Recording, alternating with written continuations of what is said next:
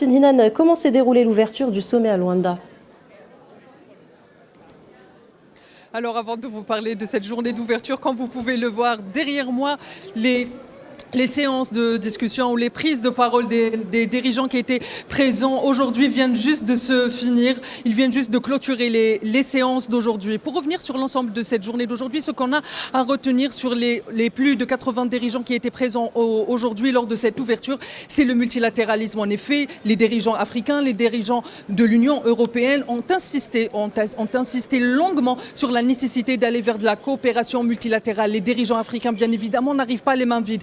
Ils arrivent sur la table avec des projets de grande envergure, notamment l'ASLECAF. Et ils estiment qu'aujourd'hui, il faut aller vers des partenariats gagnant-gagnant. D'ailleurs, ça a été l'ensemble de ce que tous les dirigeants, du moins ceux qui se sont exprimés aujourd'hui, ont mis en avant, c'est cette idée qu'aujourd'hui l'Afrique, comme je vous le disais hier déjà, l'Afrique ne cherche pas des bailleurs de fonds seulement. Elle cherche des partenariats gagnant-gagnant pour un avenir meilleur. Et l'Europe aujourd'hui peut peut-être être ce partenaire-là.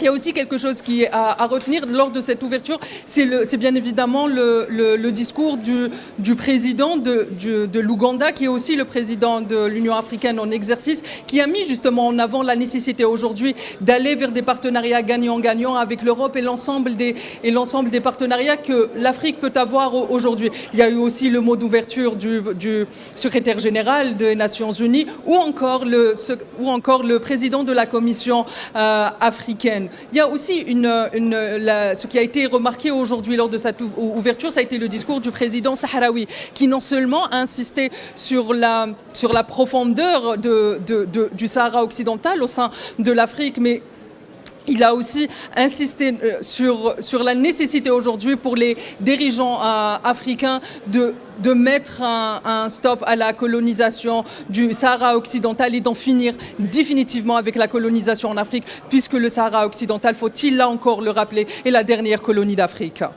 Très bien, merci beaucoup Tinhinan Makassi. On reviendra vers vous pour plus de détails lors de la prochaine édition africaine.